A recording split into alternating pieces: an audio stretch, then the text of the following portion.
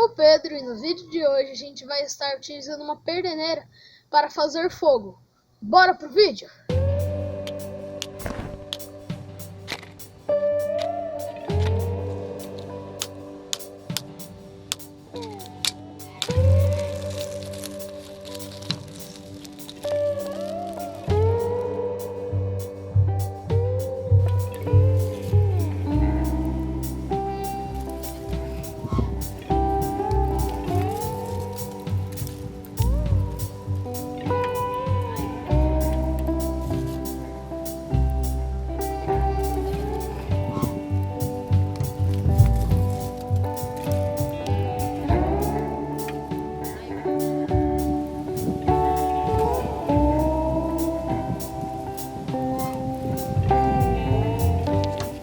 E o vídeo de hoje foi esse, pessoal. Então deixa o like, se inscreve no canal e compartilha com a família e com todo mundo.